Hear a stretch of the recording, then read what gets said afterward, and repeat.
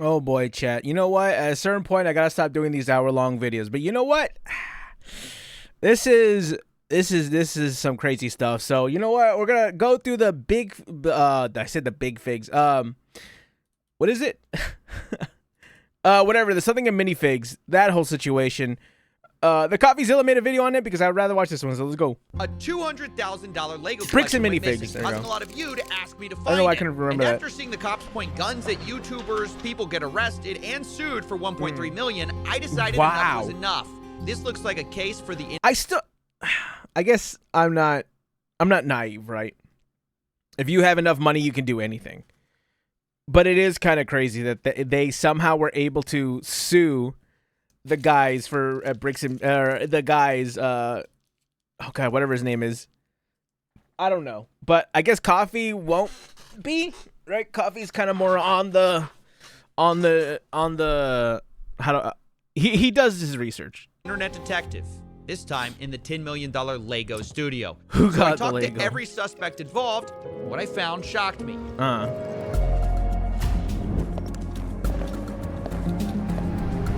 That looks like what's it called? Is it Killzone? No. Ultra Kill. Coffeezilla. This is a cool intro. Case of the missing Legos, Coffeezilla. Okay, before we can find these missing Legos, let's give some background. A massive Star Wars collection was put on consignment at a Lego store called Bricks and Minifigs in Salem. If you guys are wondering why I never reacted to the original video, I actually watched it.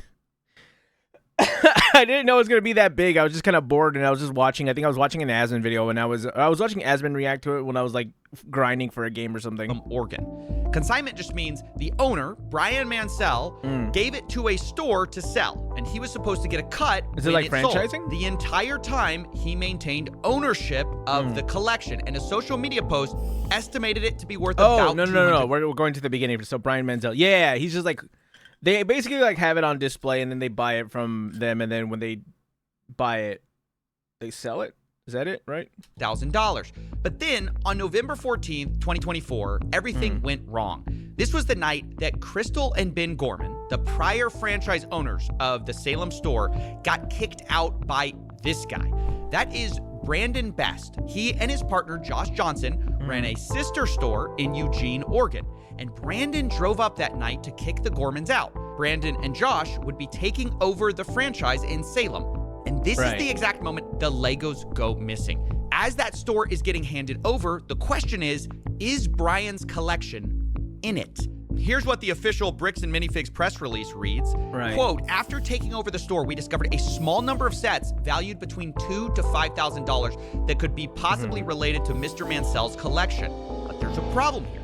There should be over 10 times that amount in this store, given like their internal records and what we know the estimated value of this collection was. So if corporate's saying there was only... I was also going to say something that I obviously don't believe. I was going to say that I can't really believe that Legos can go for that much. I believe it. Of course I believe it. Why would I not believe it? A lot of collector stuff go for a lot of money, right? And in a way, you know, Lego stuff is kind of collector stuff. You know, there's people who spend all their money on Legos, and I think that's fine, right? There's nothing wrong with it. You're not really hurting anybody. Obviously, this stuff can go for a lot of money. Cards, pieces of plastic, cardboard. This stuff goes for a lot of money. Of course, Legos will go for a lot of money. I say as I'm holding some Genshin cards in my hand right now. I forgot I got a super rare Yenfei. Sorry, go ahead. $2,000 to $5,000 in the store. Something happened to these Legos. Or my Pipkin Pippa starter deck right here from Oshi Push. I forgot I have this. I have it because it was Pippa. I just bought the starter pack because I was at Anime Expo one year and Oshi Push was there, and they didn't have any more Pippa blisters, so I just took a Pippa starter deck. So I just have some Pippa cards. But what? In order to solve this I wish case, it would sign a gamer subs though, so she could have a first. Who was card. there that night of the handover? It's only 3 people: Crystal and Ben Gorman, the former franchise owners, and Brandon Best, one of the new owners. Sorry, I'm These trying to are put the our cards 3 back. I apologize biggest if you hear that. suspects, but they aren't the only ones. I want to address a few other suspects at the very start here. That's First of all, sus, maybe Jack. this is just all the result of, plain old Possible thieves breaking in. What about that possibility? Hi, I am Chris. I was the previous franchise owner who signed the collection agreement with Brian Mansell. And I'm Benjamin Gorman. I am the silent.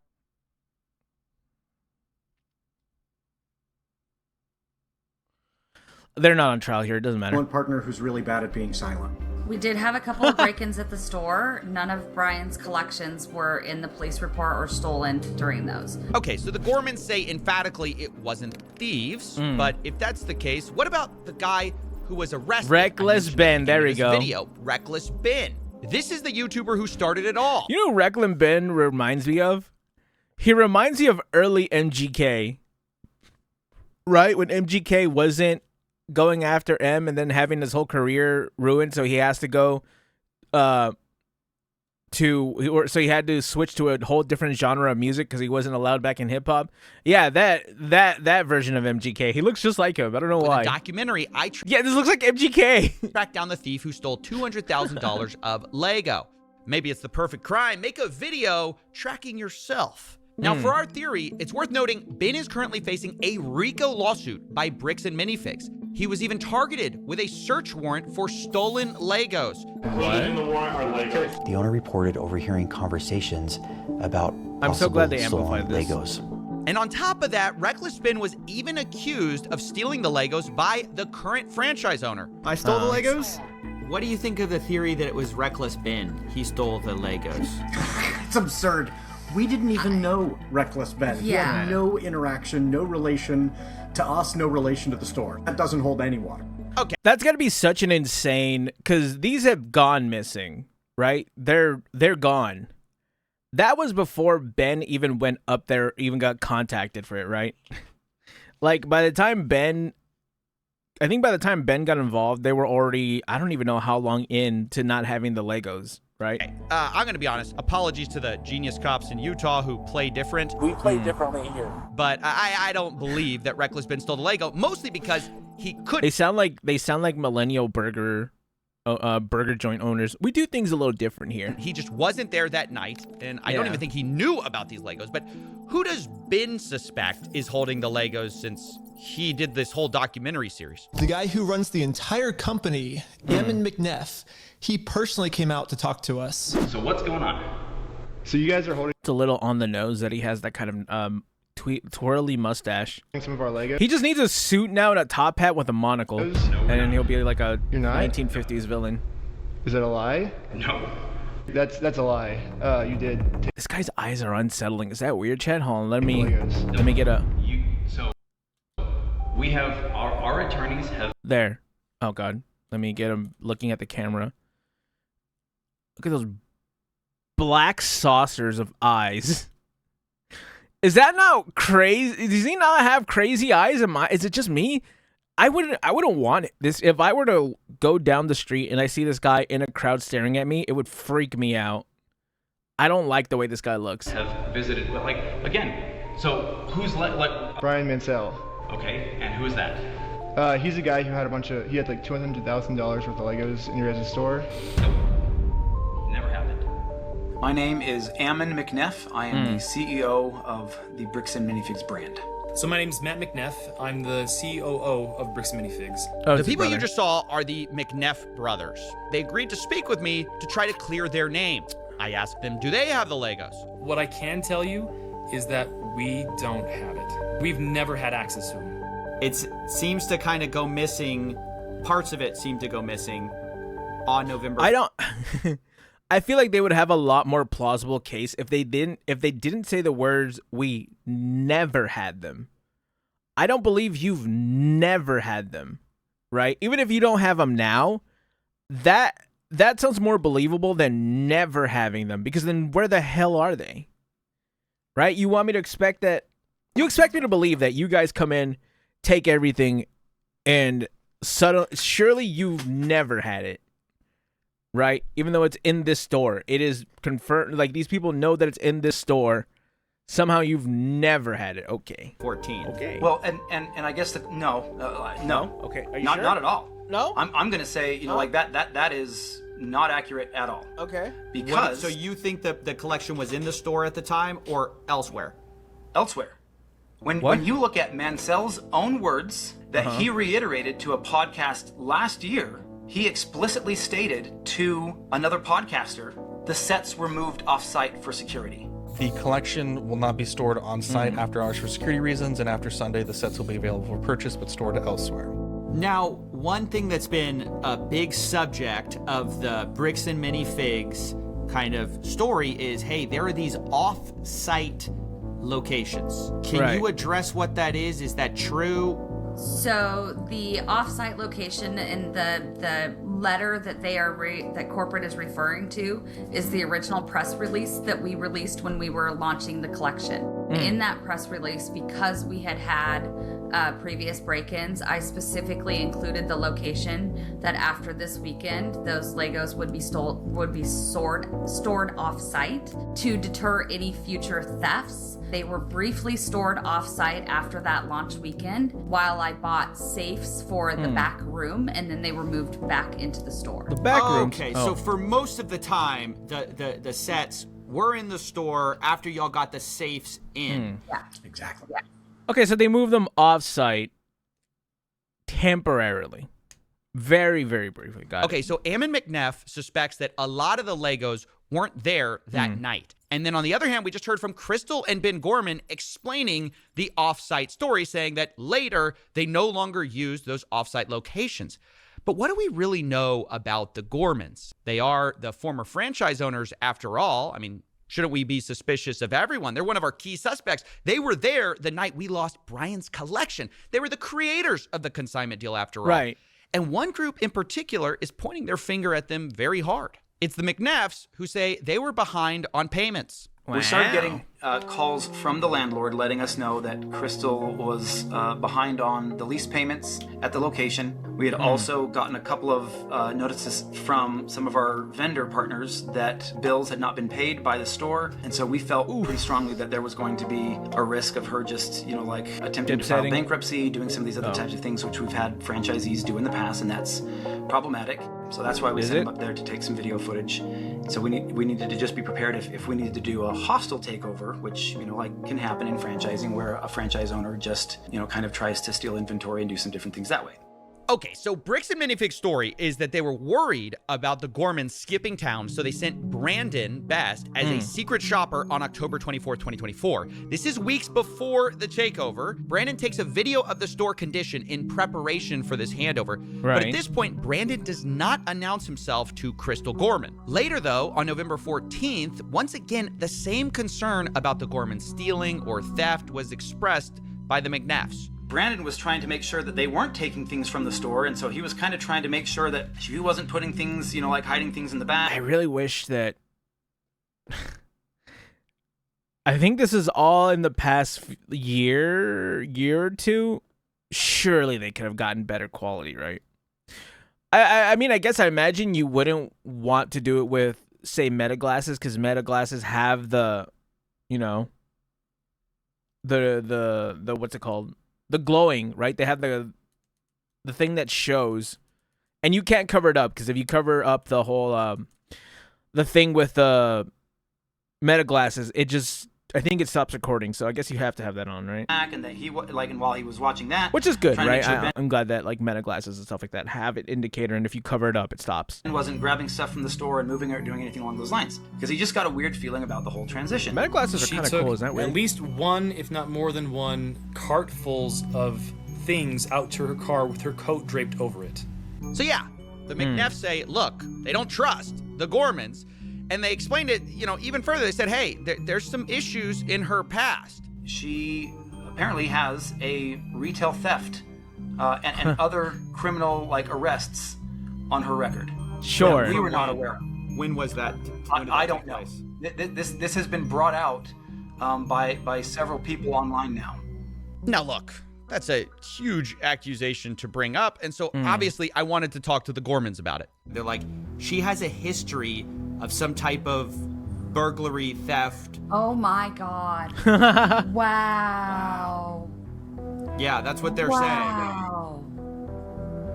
Yeah. Oh. What? Well, yes. Well, You explain. know about this. Explain. Yeah, when I was 19 years old. How long ago is that? I am 45 now. So like last year, right? So this was in 1999. This, something Like that it's happened 25 years ago, 1999. has Sorry. no reflection and no bearing on. I guess that would be like people telling me that I couldn't be a VTuber because I've been arrested, right? But that was when I was like 14, I think, 13, around that age. That's when I was arrested. What happened in the That's kind of weird. last 2 years, my management of the store, what happened the night corporate seized the store, it is another deflection. And it infuriates me. With a dog You're behind gonna him. try to publicly embarrass and shame me for somebody that was manipulated by local police departments when she was pregnant and 19 years old. Fuck you. That's Is it weird that I kind of want to hear that story? I kind of do. Sorry. my response to that. I am Sorry. so That sorry. was a You're weird gonna have to question, blur Aaron. and cut a lot of this, but that pisses me off. I own what I have done. I own the mistakes that I have made. Also, it's been a long time. You're gonna have to get over that. I'm not gonna tell you this. Like, you can't really pull up someone's past for that. Like, how much was stolen? Because it's for theft. Like, you can get caught at like a CVS stealing, I don't know. When I was in high school, people would steal cans of like Axe, like the little ones. Like, you could probably get arrested for that. I can't imagine it was that much. And at 19, a one-time thing, you got to let that go at some point. You cannot intimidate Doggos. and bully me Arr. into backing down when I know that legally and morally I am in the right and I have the evidence to back it up. Wow, this is getting kind of nasty and personal at this point. Yeah. I just wanted to give people kind of their side. But at every Damn. turn, I hope you understand, I'm getting contradictory stories. Down to if the McNeffs knew about her history in the first place. Like, they're bringing up something that I told them about. Wait, you It's not important. I just noticed the poster in the background. It's not told them? important. Told them. They asked me. They said they had no idea. They said if we knew, we would have never hired her. Because we would not have hired her. Had But we why, known this. dude? I told If them you found I had it- a record from when I was 18. There was a family Yeah. issue that, and didn't go into all of the details, but they were like, that's so long ago, we're gonna hire you based on who you are now. What? Okay, I'm just going to leave it there. You guys can make up your own mind. My point is, one side says up, the other says down, and it gets to the point both sides start hinting that they have photographic proof from the night of November 14th that proves the other side is lying. And so I'm like, look, at this point, Okay. let's stop talking. Show me the Legos. Yeah, I was going to say, told sure. we are Just show us where it 100% is. have possession of photos that prove that the Gormans are lying. And then you guys are telling me we 100% have possession of photos that prove this side's lying. Who's going to drop the photos first? I mean, I feel like someone just has to, somebody's right here. And after a lot of convincing, both sides agreed to show me the photos, corporate and the Gormans. Okay, In finally. fact, I scheduled the calls to do this an hour apart from each other.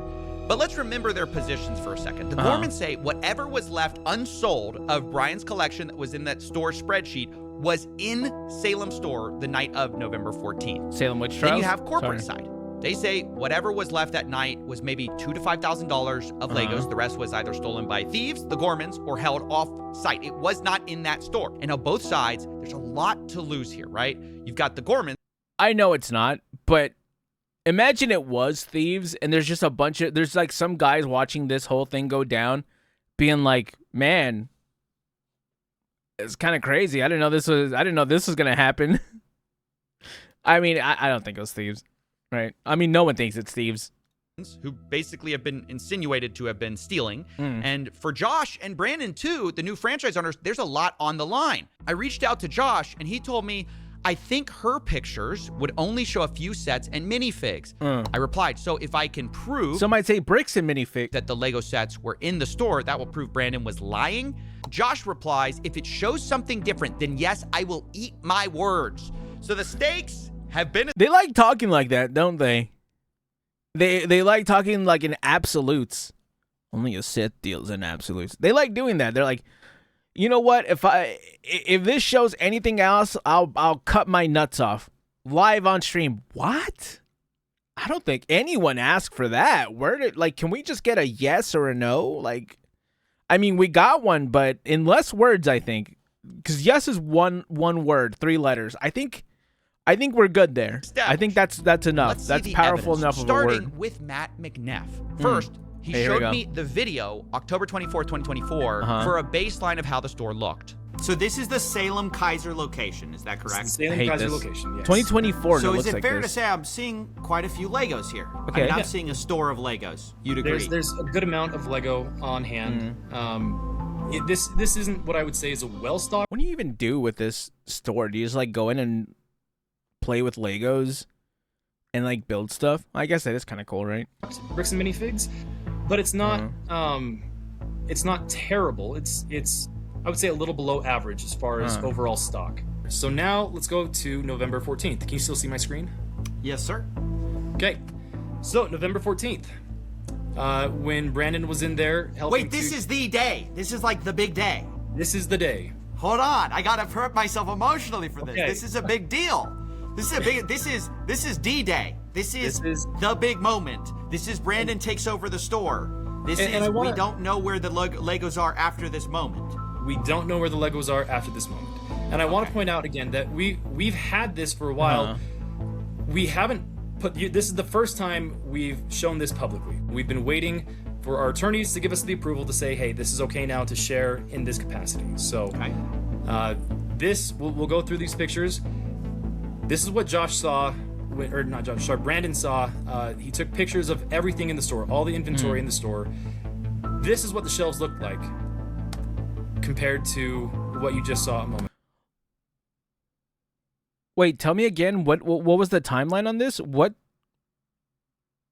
Because if it's, okay, so if this was like when the store is about to close, surely they put stuff in the back, right? Okay, so I'm seeing a lot less. Just to state the obvious, go back a little bit. Yeah. I'm seeing like way less. So yeah, the pictures I was being shown on November 14th, those shelves looked emptier than they did on the day of October 24th. But to be fair to the Gormans, they addressed the empty shelves themselves. As we get to the very end of this video in particular, right here, you'll see that empty space right here. So this is the retired and certified set section that we have to keep separate from the new in box current sets being sold by Lego. All those empty spaces up there were the sets that we had on display during the day from Brian's collection that every night when the store closed, we pulled off and put back into the safe and then put back out in the morning. And there it is. That's kind of what I thought, because you're going in after hours when they have had people come in and steal things, right? It had Brandon come in, let's say, or I guess it's Brandon, right? Had he come in like during the day, not to per se tell him that they're gonna, I don't even think I use that word correctly, not to exactly kick him out, but just to be there, just to look around again, I think we'd get a different look, right? Because I imagine when things are starting to slow down and you're kicking everybody out for the night, right? It's time to go, guys. We're closed. You can go. No matter where you go, you just can't stay here. I imagine all this stuff immediately just gets thrown into a safe, right? Because I'm not gonna lie, last thing I want is to have any kind of window of when the store is closing to someone could like walk in or like break in or something, right? So when they say, see, there's empty space on the shelves, yeah, because we put them in safes at night to keep them safe. Because we have giant windows.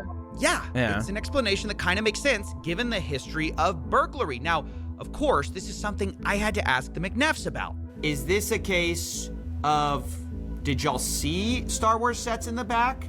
Did y'all not see the Star Wars sets in the back? Did he take, not in the back, but specifically in a safe? Like there were a bunch of Star Wars sets in a safe. Did Brandon see those? Has there been talk of those? Do you know what I'm talking about? Yeah. My understanding is that he took pictures of everything, and all those photos I showed you of the Star Wars were all the photos, or was literally all the Star Wars inventory in the store. Yeah, the McNeffs say all of the photos should be with Brandon of all the Star Wars items. And to be fair to them, they showed me a lot more pictures and even showed me a spreadsheet of all the Star Wars sets in the store the night Brandon took it over. And it valued to about like $5,000 to $10,000 or so. But then I had to ask. Oh, sorry, here's another kind of set. Okay. Do you think y'all have all of these? Very likely. Okay. $400. Again, I'd be surprised. My gosh. But then I couldn't help myself. I started to bring up some of Crystal's photos to see if they matched up. Have you seen this before? Not that I recall. So do you see that? Yep. So do you see it's in like some kind of like a safe thing? I don't know if you can see the sides there. Looks like a bookshelf to me, but sure. Okay, sure. Yeah. So I think the important thing is making sure that all of these are in the inventory for Mansell. Okay. Sure. That's cool. 75041. Yep. The Vulture Droid. 75169. 169 I'm not seeing, so there may be... Okay, so there's one that is not on our list. Let's try this. 10 to 40. Okay, nope, not seeing that one either. Okay. What about 9493? 3. I don't see that one either. So maybe those were locked at the time, and Brandon did not get those pictures. All right, that's kind of a problem because the Gormans had over 200 photos of this store. I definitely knew looking at these photos, there's a lot more Legos in the Gormans photos, by quite a lot that Brandon's photos just didn't show. But corporate didn't really see it that way. But still, in the grand scheme of things, we're not talking, again, 10 times the amount of sets here. I don't know. I haven't shown all the photos yet. I don't know exactly how much. If there's a calculable figure that we can look at and say, great, this is what was there, I promise you it's not $100,000 worth of Lego. And so where's the rest of it? True, he's right. He's actually right. It's not 100,000. It's 200,000. You got me. I don't know. Maybe I'm a little too in my head about this U-Haul story. You don't think it could have been some U-Haul thing? There's no way. Oh, yeah. Have we talked about the U-Haul yet? We gotta talk about the U-Haul for a second. I think I've heard about This the is another U-Haul. one of those things that was like really disputed between the two parties. Was this U-Haul that supposedly was driven up to the store the night of the takeover? So when Brandon came to the store that night, he was driving a U-Haul truck. Now, in typical fashion, this was immediately disputed. Brandon showed up to the Salem store in a brand new when he came to get the keys from Crystal. He was there in a rental car, not in a U-Haul. It wasn't until after he told me he was taking the keys and locking me out that I really kind of paid attention to the fact that he had a large, not the small, the large U-Haul truck. So yeah, I just kept hearing about this U-Haul truck. Now, why is it significant, U-Haul or not? Well, one, a U-Haul truck can fit a lot of Legos, but the big reason it mattered to me was because I was actually called by an ex-employee of the Bricks and Minifix store in Eugene, Oregon. Remember, that's the one that Brandon and Josh owned. And he told me something very interesting. I'm a former employee, started in 2024, and I was working under the old manager Brian, and he sold the store to Brandon Best and Josh. What store was this? Bricks and Minifigs where? Okay, now what did you see that made you want to talk to me? I saw Reckless Ben's YouTube video about the Salem store closing down because I was talking to my co-workers about the situation about Salem, and we were told through other employees that it was just a bad area to work in. It was like haunted. Wait, what? In Eugene? In Salem? Telling me a place called Salem? That was haunted? I never would have guessed. Then we exposed them, and it makes a lot more sense with what we dealt with Brandon and Josh. Was it ghosts? Sorry. Oh, Crystal stole Lego sets and bolted out of the country. Who says that? Brandon Best told us. Ah. He was dropping off all the Lego sets to us that night. There was a bunch of used Lego sets. Sets that were like saran wrap. They had Star Wars CD. They had just a lot of stuff. It was like in a medium-sized U-Haul truck. Wait. They brought a U-Haul truck. Yeah, medium-sized. Yeah, from Salem to Eugene. And to Eugene. Which, what are they, like the oh god, not the 18-wheeler. I forgot how long they are, because I drove a bit of U-Hauls, but they were like the small ones, or what we considered the small ones, right? God, I don't know how big they are. And it had a bunch of Star Wars sets on it. They're kind of fun to drive. I'm not gonna lie. Yeah, Star Wars sets, like everything. A bunch of used stuff too. Wait, when and was this when they took over the store from Crystal? I believe so. Yes, because he said that Crystal stole Legos and left the country. While he has a U-Haul of Legos? Yeah. Interesting. Weird. So, and he said, we're just going to hold on to this stuff until corporate tells us where we have to distribute it.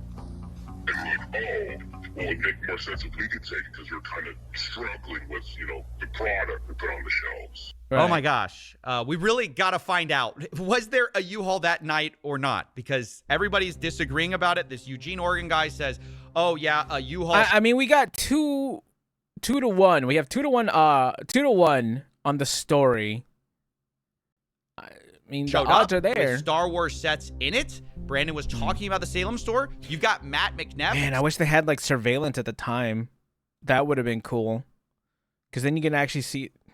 Saying there was no U-Haul there. It was a rental car. You've got Crystal saying, yeah, I thought it was really weird. There was a U-Haul truck there. So I told you know what's crazy too. What I keep hearing is a lot of their language isn't wrong. It's a rented car. Yeah, you kind of rent U-Hauls, and a U-Haul is a car. It is a motor vehicle. Technically, they're not lying. You know what I'm saying? Oh, the shelves are empty. Yeah, the shelves were empty because they were in the back. They weren't lying. They were just skirting around the truth, which is super scumbaggy, of course, right? Like, these people are pieces of shit. My God, like, I don't know.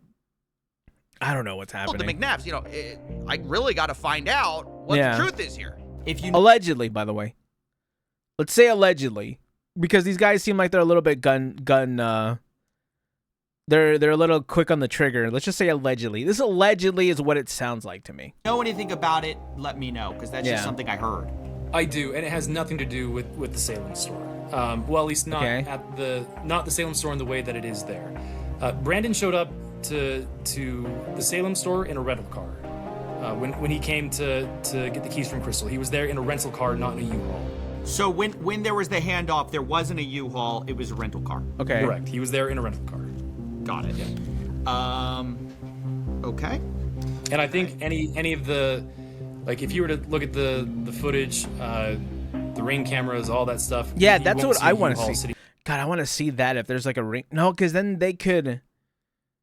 No, but then you would be able to see them walking out with the stuff if they have the ring camera and the surveillance video, right? Because if you're gonna transfer all that stuff, say he parked like across the street or something, so they don't catch it on camera, they would still be on camera with the Legos. In fact, it would probably be a little bit more obvious, right? Anywhere in the parking lot. So after hearing all of this, I realized, look, I just got to find the evidence. So I start sifting through these photos I have, right? I realize I have a parking lot photo. I check it. No U-Haul, just a red truck out there. I check another photo where you could see the window. But the problem is it's night outside, so you can't see. And so I'm looking at everything I can, and there's just nothing, I have this alternate angle. I'm looking at that. It's just hard to see.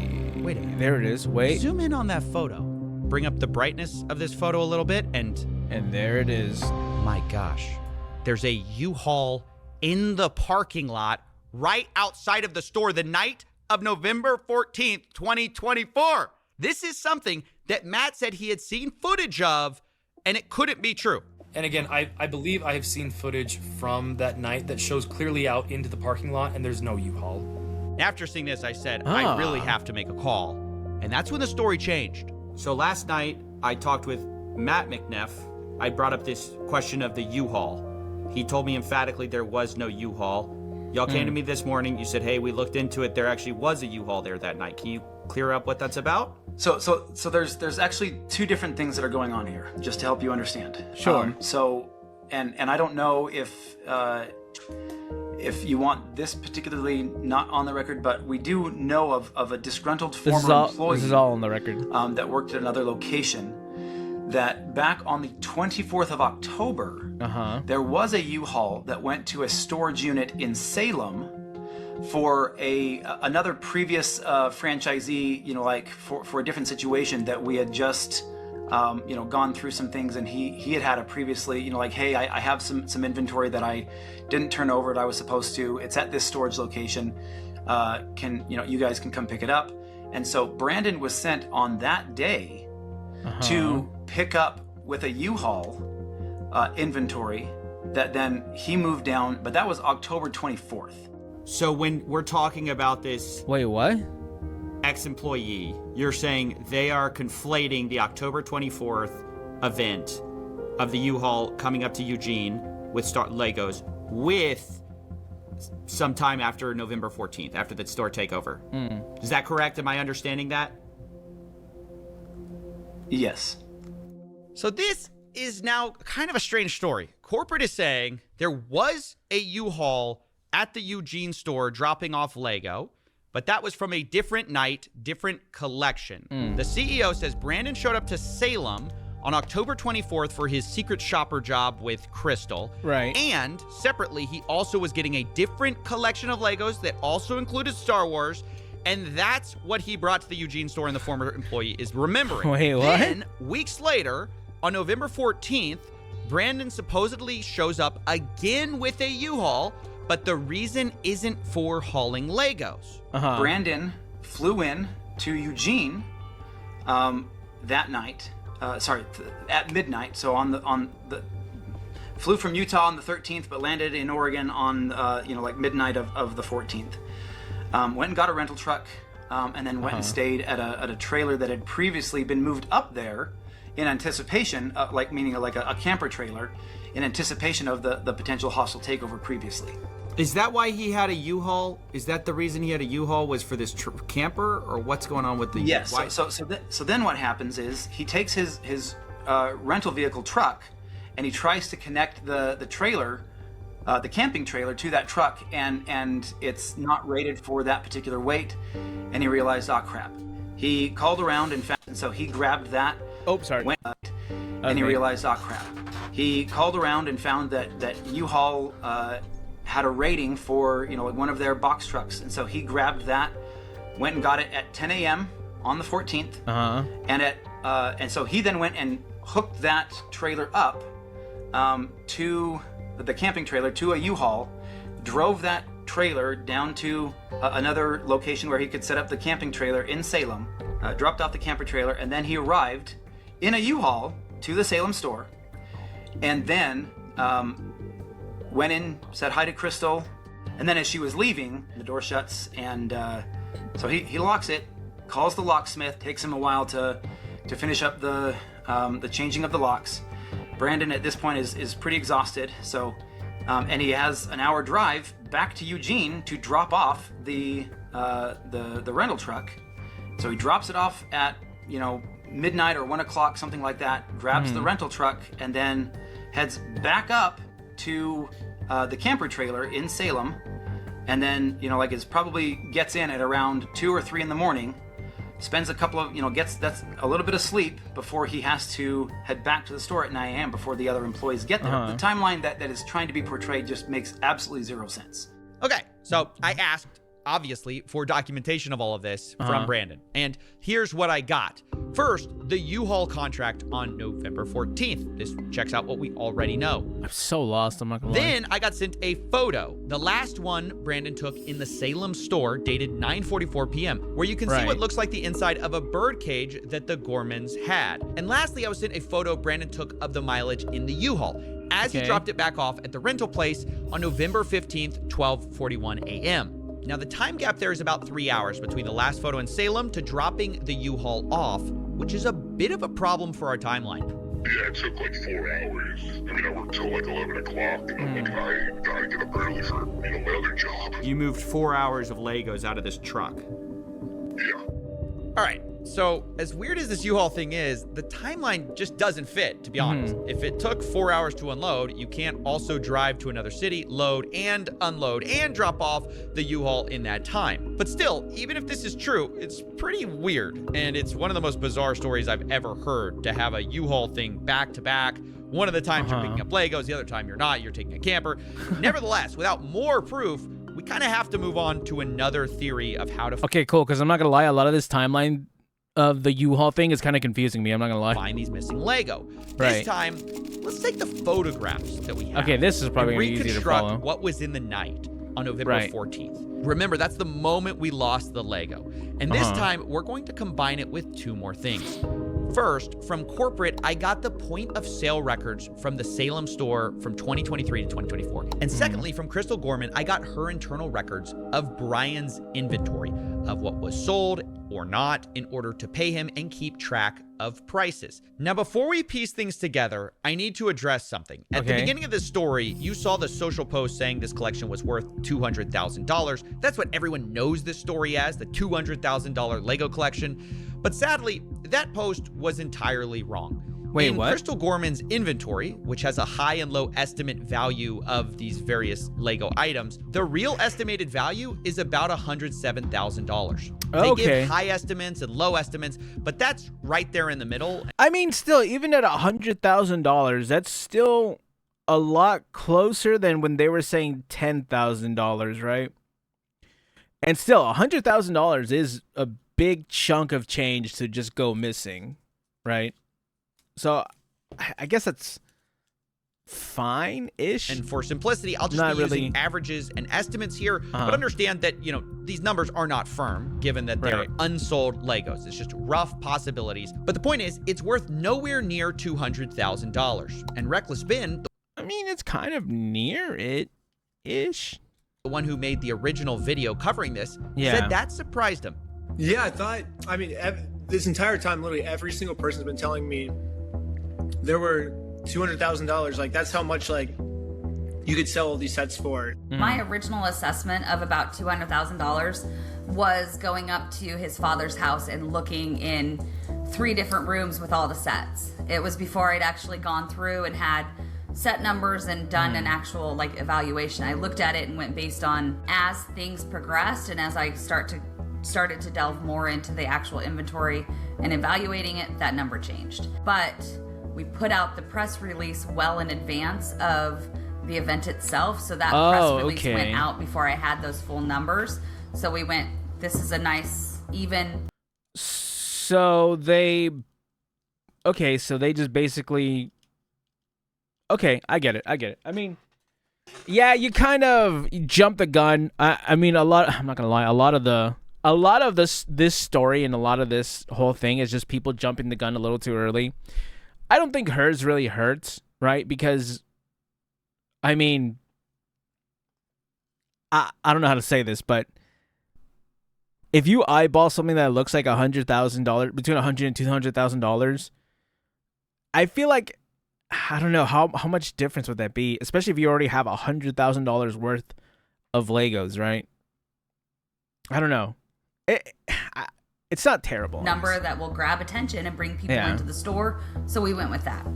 And still, to believe that is accurate at the high end. Like, it was one of those things where when she was looking... I think it's close enough, right? And obviously I'm being more charitable to them than the other people. But I do want to say that it's just probably close enough, right? Through and going, it says this and it says this, you don't think even at the high end? You haven't actually seen the spreadsheet. No, I haven't. Oh. You might want to cut that part out because he hasn't actually seen the inventory sheet. The spreadsheet says about from between 85,000 to 120 something thousand. And the midpoint about 107 or something like that of what was inventory. Does that sound right to you? Yeah. Yeah, so this has been a really big point of misinformation to clear up, because if we're ever going to find the missing Lego, we need to start with the right number, the right value. It's about $107,000. Now, between 20... Actually, you know what? I think I will put more of an importance onto that, because what if they had gotten like a lot more than it was worth, right? Or if they had missed a whole $100,000 worth, then they wouldn't let it go, even though it's like, oh, this is actually what it's all worth. Yeah, I think getting down to the number on this is probably more important than anything. And if they're off by, say, $5,000 or even $10,000, I think that's a little bit more forgivable than an entire $100,000. So yeah, I guess it's good that we have the actual number now, which is $107,000 estimate, right? Not 100% per se, but an estimate of $107,000, right? The low ball is like $85,000, and even that's a kind of a big jump. 2023 and 2024, the Gormans record sales of about $24,000 of Brian's collection. Actually, that would I guess I would estimate the 80,000 in their inventory tracking list. Right. And of those sales, Brian was entitled to about 65 to 70% of it. He was paid $17,000. Evaluations are estimated value. Okay. Which roughly tracks with that. Which means on November 14th, the big night, the remaining amount of Brian's collection that should have been in there is about $82,000. Yeah. Now, it doesn't take a genius to realize this is a very different number than corporate provided, who found only $2,000 to $5,000. How much is this place worth? What is bricks and...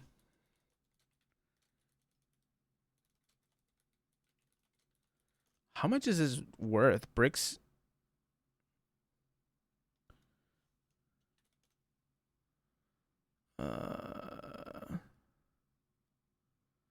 I guess I can't really find out. I was going to say, how much is this company worth?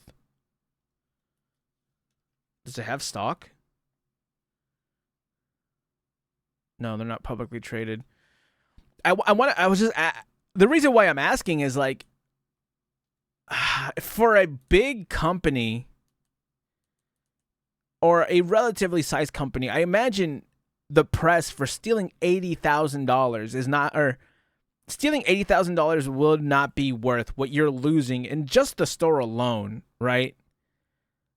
Dollars of it linked to Brian, and later they said they only found 13 if they stole it, right? Allegedly, to 15,000 in total Lego Star Wars. So you're talking maybe $11,000 to $15,000 total Star Wars, and that's all Star Wars inventory in the whole store. That also doesn't sound like a lot. Am I over or am I underestimating how much Legos are worth? Because I want to say that $8,000 to $15,000 worth of Legos doesn't sound like a whole lot of sets, but I could be wrong. Am I overestimating them? Huh. Like, I guess when I see it, I see like maybe a whole, not even like a pallet. I'm thinking about like a pallet, right? Like a wooden pallet. Probably like half of that. I don't know. It's so weird. That's corporate side of the story, but I didn't want to take their word for it. So I went through Crystal's I grew up with Legos, but like by the time I had money, I'm not into Legos, so I've never bought Legos since I've been an adult. So I don't know how much these things would be worth. Photos myself, which she shared I saw with one me, for like $400. and hired people to go through and hand tag the Star Wars Legos that were in these photos. We looked through over 200 plus photos, multiple videos, and matched what we saw with Brian's collection. In the end, I ended up with about $21,000 of Legos, matching Brian's collection that can be proven to be in the store on the night of November 14th. Okay. Now, to state the obvious, that's about 3 to 5 times what corporate estimated, at least on their press release. Now, yes, there are inherent errors in these estimates. Maybe we picked up some Lego that matched Brian's collection, but wasn't Brian's. But even though this is a bigger number than corporate said, I have to admit, even with pretty generous assumptions being made, there's still a huge gap of about $61,000 here that I just couldn't find. But then I learned Brian had made a special side deal with M&R Productions, who had recently purchased some Legos from him. And this is where it starts to get messy. So these are the pictures that M&R Productions sent me, looking at the Lego that Brian sold him. This was stuff reportedly in storage, and it's interesting because of an early inventory list, which had a column called Location that Crystal used. And it listed a lot of the Star Wars items as being located in what they called storage. Now, previously, I was told that all of the stuff in storage was put back in the store, but there's a bunch that's on this list that I can't find in the store that seem to appear in these pictures. Now, I've been assured, by the way, that most of these Legos were not part of the inventory spreadsheet. They were never given to Bricks and Minifigs. This is a separate part of the collection, but I did a check, and 100% of the items that match the Brian collection inventory just so happen to be listed with a location of storage. So this starts to make things incredibly fuzzy, and I'm inclined to believe that a lot of these are part of that same inventory list. Now, if we take that value of the side deal, that's about $10,000 to $20,000 that's not actually missing. Now, it was at this point I started looking more at the point of sales records. I realized maybe we could find some of this missing Lego there too.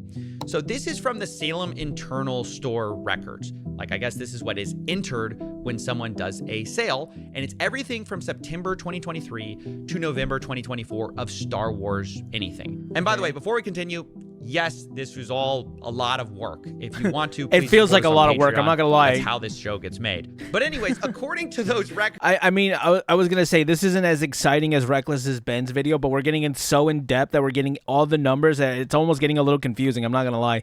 I'm just trying to follow along as I can, right? Chat. Jury duty wasn't this complicated. About $51,000 in sales went through during this time period in a way that matched Brian Mansell's collection. Now, that really worried me because Crystal's inventory list showed only $24,000 in sales for Brian, and Brian was only paid for that amount. But suddenly, I remembered back to a time when I spoke to Crystal, and I asked how much was sold prior to the takeover. Which is something similar from what you told me, Crystal. Yeah. You told me, hey, it was about 50-something thousand. Yeah.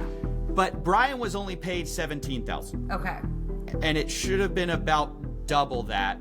And I'm just trying to make sense of that, given that everyone's accusing each other of theft right now. You understand? I mean, without seeing any of those records, without seeing those individual tickets, I can't answer that any better.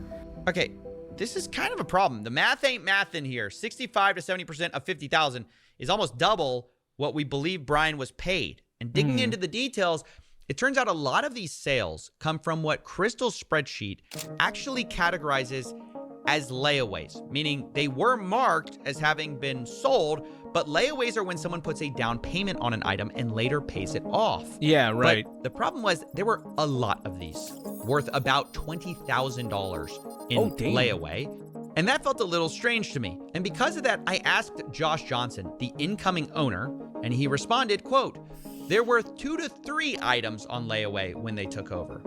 Surely they're not like $10,000 each, right? On the inventory list, do you know about how many layaways I haven't gone through and done a count, but I know it was vastly more than 2 to 3.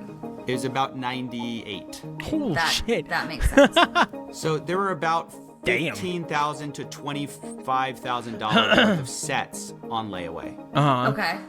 That's just the part that's surprising. That's the part that I can't get my head around. I go, how could, let me just be really honest. I don't believe there was that much layaway. I don't know. I don't know how that's possible. How could there be that much layaway? I don't know. It's like I don't believe, because I was talking to some people about Bricks and Minifigs. They go, yeah, there's some layaway. There's not that much layaway. I talked to people who were neutral, kind of on corporate side, but also people. Are they like the Kalshi of? Are they the Kalshi of Legos, or who were just normal Bricks and Minifigs people? They say there's not that much layaway. Help me understand why there's $20,000 worth of layaway here. Oh yeah, that's absolutely. If you talk to other Bricks and Minifigs locations, layaway is extremely rare. I think outside of the Brian's collection, I don't. Okay, good. I'm not crazy here. So then, why was there so much layaway there? No, absolutely not. Outside of Brian's collection, I think at the time we maybe had 2 used sets on layaway outside of his collection. Okay. It was not a common thing traditionally. I don't know that we'd ever done layaway before the collection came in. Okay. With Brian's collection, it was a little bit different because so much of this collection were new in box, all in one place, reasonably priced, and a lot of the harder to find items. And so customers would come in and put, I'm going to guess probably half of those layaway items were not going to be sold to the person who took them on layaway, because we had several that would put them on layaway and then change their mind. So this was something like, somebody would come in and want 10 different sets but only be able to buy one. Can I put the rest of those on layaway so you don't sell them? I'll pay $10 to put these sets on layaway. Traditionally with layaway, we would ask for 10% down. They'd have 30 days to make their next payment, or we'd refund the layaway amount and then put it back on the shelf. Because this collection was the collection it was, and I wanted to give these people the opportunity to, to get these sets, we were a lot more generous with how long and the amount of payments that people could make towards the layaway. Okay. So a lot of these, we had several of them. I think one of the Ewok villages, we put on layaway 4 different times, and then it came off of layaway and back on layaway and then off and then sold. Right. So a lot of these would have gone on and off of layaway and then back out on the shelf, just depending on the person who was putting it on layaway. That was completely unique to this collection. So, look, I'll be honest. Okay. I don't trust Josh Johnson, but something is weird here. So a lot of these are, look at this. It says $600 final sale price, but it's listed as a layaway. Layaway. But it's sold for layaway. It matches with the store sale price. Okay. So were they on layaway? Were they accidentally marked layaway on the spreadsheet? What's going on there? I mean, without seeing the actual sales ticket and seeing what else, what items were sold together, right? What else was sold with it, I can't actually see the sales ticket. I'm not gonna lie, owning a business can it be this complicated, or is this something just unique to this kind of store, right? I guess the only other story I could see being as complicated as this would be a what's it called?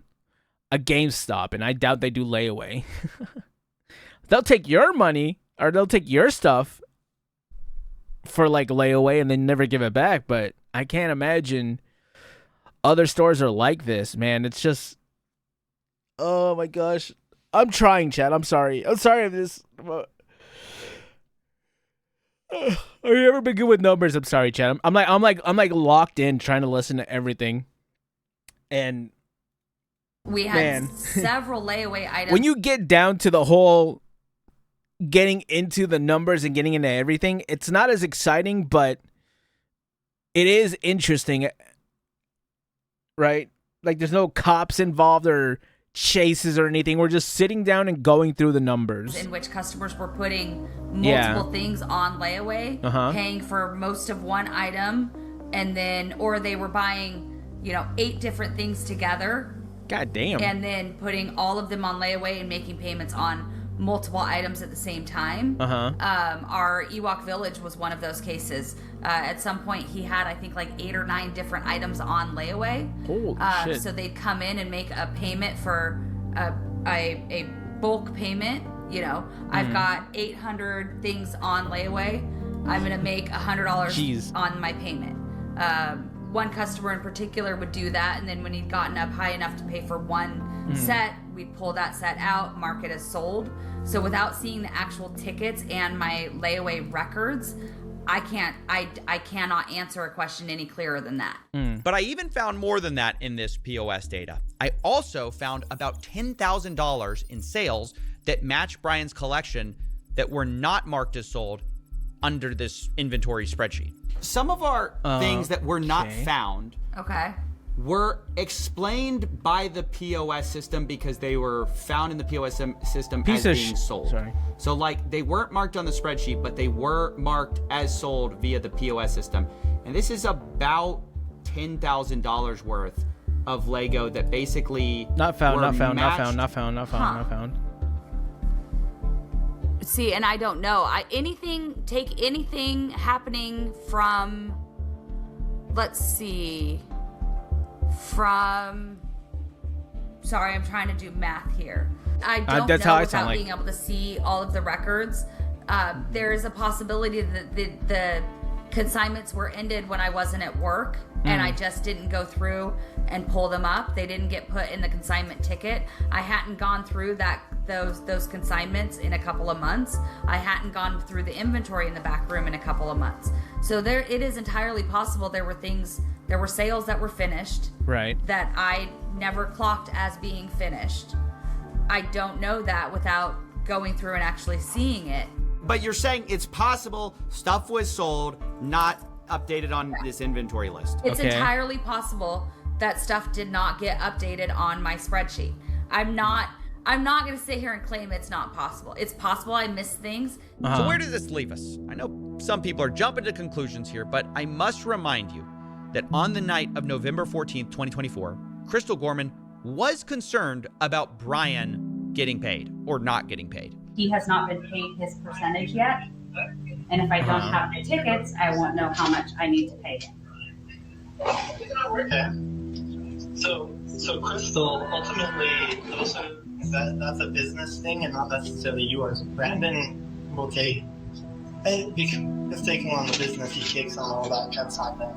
So obviously, one could see that and say she was intending to reconcile with Brian. Maybe she hadn't gotten around to it. And of course, corporate will probably take a more cynical view of what she's doing by printing these receipts. But the point is, regardless of whose side you're on, I think we can all agree there's a lot of weird stuff here on all sides. Abnormal stuff.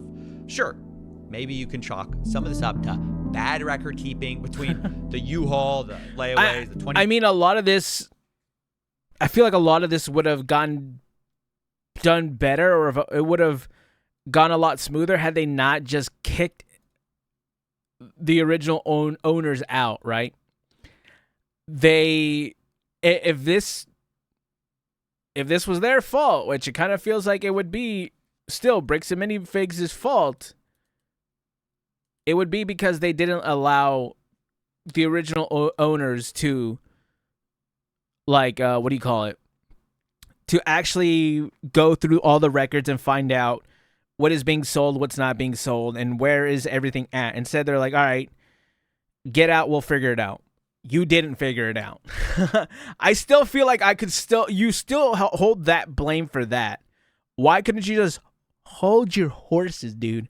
Relax, and then get to it. $1,000 in Lego sets that corporate called That's just my question, I guess. that was there that Maybe night. I'm asking too many Off of questions. Deals, but even if we can't fully know 100%, what these weird things were about, I think they tell a story of what actually happened to Brian's collection. In a way, multiple people I think are kind of right, kind of wrong. The Gormans were correct that more of that collection was there that night of the takeover than previously thought.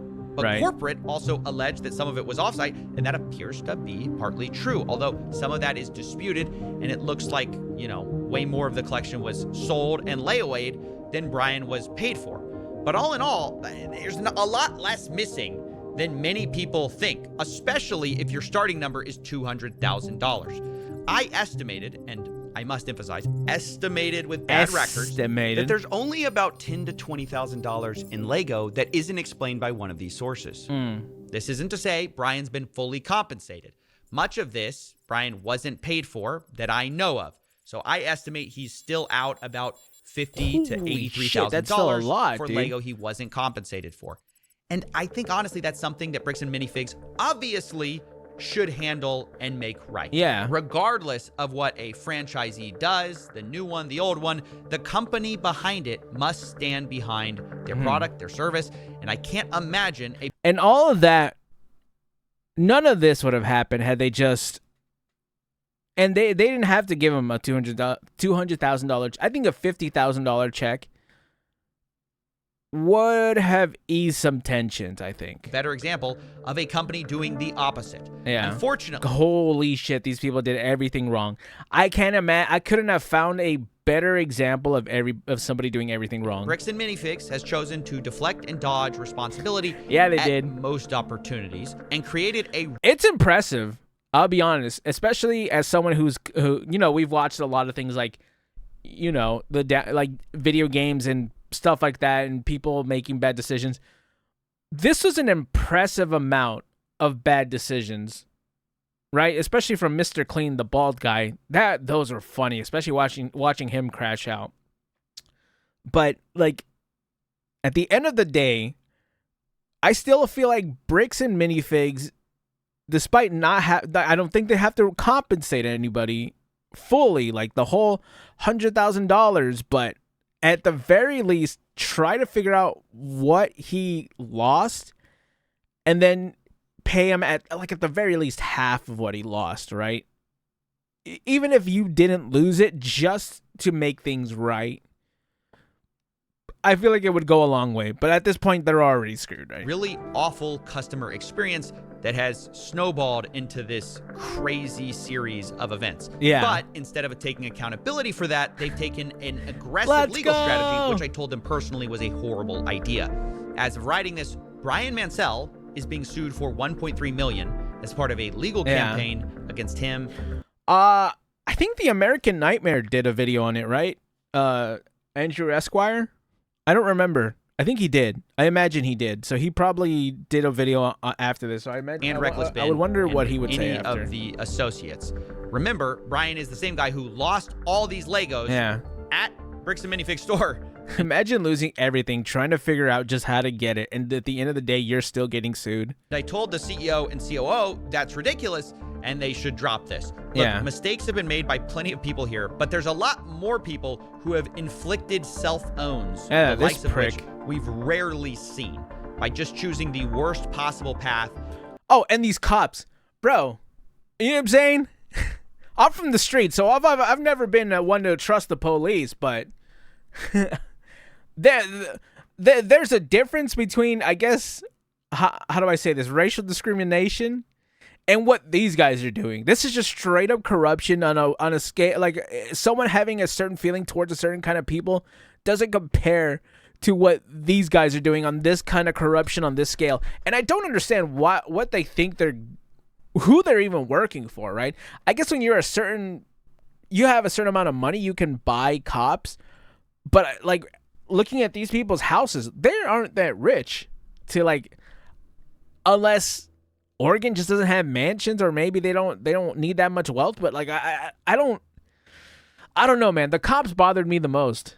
I don't know. At every fork in the road, no pun intended. But the best path to making things right, in my view, is by just making Brian whole and moving on. Yeah. Drop the aggressive legal strategy. You are a Lego store at the end of the day. You are supposed to be about fun, not about a rerun of Suits. But anyways, that's my investigation. Those are my closing thoughts. And I knew I wanted to approach everyone involved in this whole story with my results and see what they thought to close things out. Does all that make sense to you? Because I'm showing everyone in this story and saying, hey, the thing are that any of these numbers blowing your mind, or is any of this crazy to you? No, it's not crazy. But what's crazy, again, like, all the photo evidence that both sides have points to there being, $20,000 worth of Lego in this of Star Wars Lego in the store that night, right?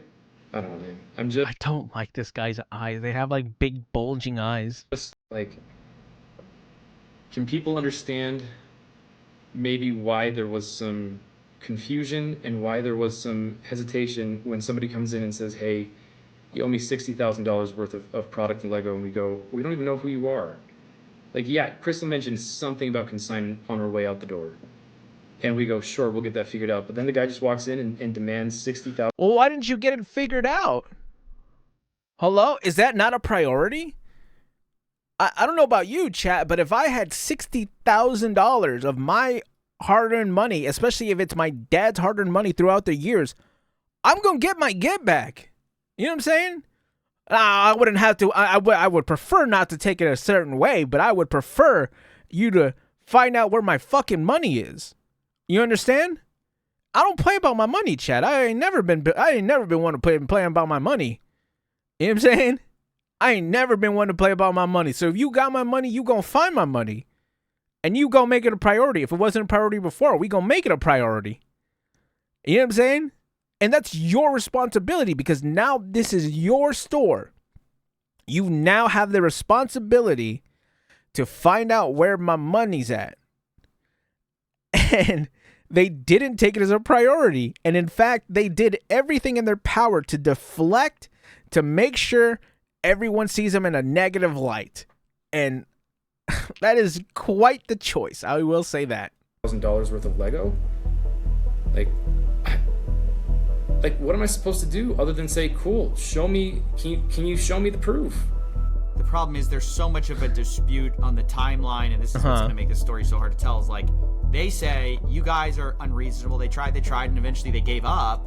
But they say they tried and they were basically met with, like, unreasonable requests, things like that. So verification, documentation, is that unreasonable, do you think? Well, I think they would say they provided the documentation. Yeah. I say you need more documentation. So I mean, that's kind of the right. A spread, like, I understand a spreadsheet and a contract are a good start. Yeah. Yeah, but we never got that. That was never sent to us at corporate, by the way. Okay. Y'all do have the spreadsheet though, yeah? Y'all have the spreadsheet. That was shared online, but months after we asked for it. It says it's. I'm so confused. I will say this. If the other McNeff had, I think if he was the spokesperson instead of this guy right here, instead of Twirly Mustache, I feel like they would have gotten a little bit better. Because I don't know, what is it with Twirly Mustache? I think it's the mustache, honestly. It really does make him evil.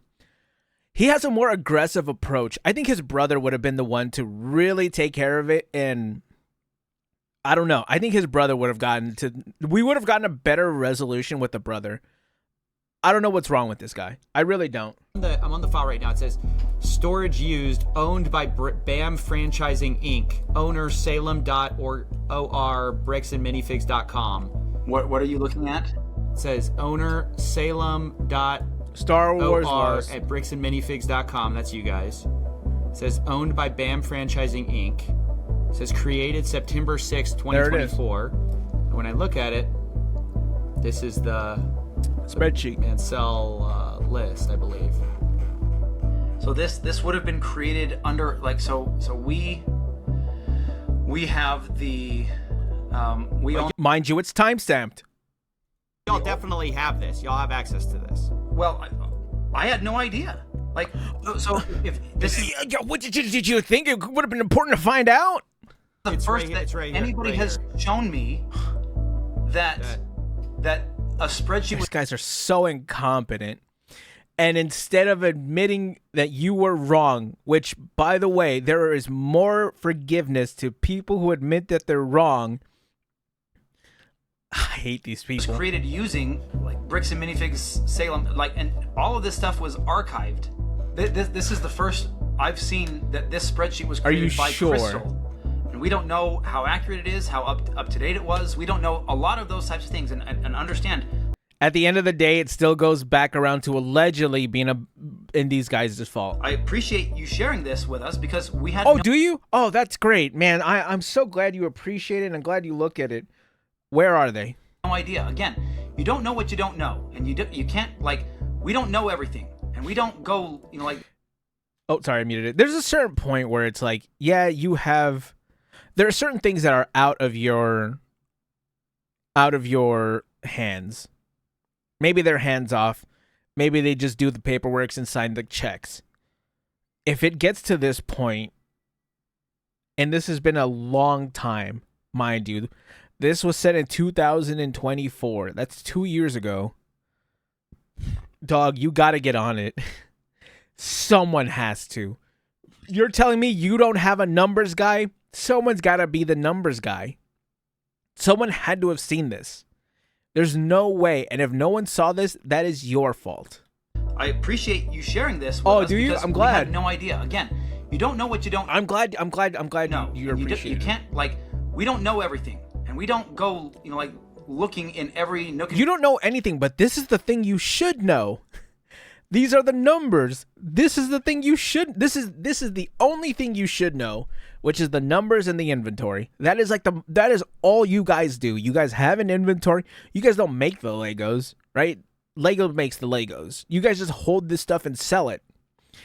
That is your only job, and you fuck it up. cranny everywhere, you know, like, we just don't know some of those things. So if that's there, we can now have our team go look for that. When it comes Thank right God. down to it, they're Great. going to have to make a judgment call and say, who's telling the truth? The people who were taking all the pictures and say, and we couldn't take pictures of everything the night of, but we're being honest consistently, and the people who are saying, there was $5,000 there. Really? Like, that makes no sense. We've got the evidence, and yes, there's a discrepancy. We acknowledge we did not take pictures of everything. Yeah, that's but fine. Does that mean that the discrepancy is, oh, and therefore these missing, you know... I think it's fine for them to make some mistakes and discrepancies and all that because it is no longer on them. It's on the other company, right? They have to figure this stuff out because they kicked these people out before they could figure it out. you know, percentage, whatever that would be, 5%, is some magical other place. Or it was sitting there in the store and we didn't get pictures of it. If I mean, That's if the I more messed reasonable up, explanation. if I messed up on my record keeping, I will take accountability for that. It's possible. If my staff didn't draw attention that consignments had left out, so I'd move them to the thing. Any of that, I will take accountability to that. I am more than willing to do that. I need BAM to show me those tickets. As they promised to do. I will sit down with Brian and talk this over and figure out what we missed and where it was missed and how it was missed and make that right with him. I mean, that's new information no one's ever found out, so that's like awesome. They're gonna lose hundreds of millions of dollars because of their own wrongdoing. Yeah. They're literally gonna destroy their entire company because they're this stubborn over maybe $20,000 worth of Lego. Sure, I'll be keeping you in the loop with what you know. Nice. I'm excited. This was good work. My other final thoughts is, dude, you solved it, dude. That's awesome. As of making this video, Brandon Best and Josh Johnson, wow, I'm not gonna lie, these are kind of generic names, are no longer working at Bricks and Minifigs. Bricks and Minifigs is suing Brian Mansell and Reckless Ben for over $1 million in damages. A restraining order is in effect against Reckless Ben to prevent him from speaking about Bricks and Minifigs. That's so wrong. No way. What? How did that even get approved? What? I don't know. I don't know. What is it like? I guess I don't know, bro. I can't. You know, for things that we have seen, right? Usually it'll be about like your political leanings and things like that. For places like, I don't even know where. And it's really funny because I'm the one bringing politics into something, but it's so weird that they're just so against Reckless Ben and everybody else, even legally. I don't even know why. What? The Gormans are suing Bricks and Minifigs. The lawsuit claims Brian's collection and an original agreement value of around $250,000.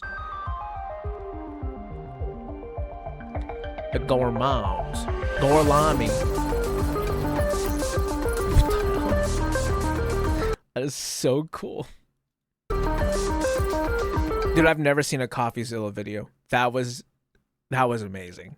And a little bit confusing, I'm not gonna lie. You kind of lost me right here in the beginning. But once we got down to the brass tacks, I mean we did. This is when we were getting like the U-Haul thing was a little confusing with the timelines and all that, but that was amazing. Dude, Coffeezilla has some insane quality. This is so cool. But chat, man, I still feel like they should just make Brian Mansell whole. And you don't even have to do the original $250,000. Let's just say a cool 50 grand. You're telling me that was not worth that was worth your entire brand being trashed like this. I don't know, chat. Let me know how you guys feel though. Comment, subscribe. I'll catch you gamers in the next one. Bye.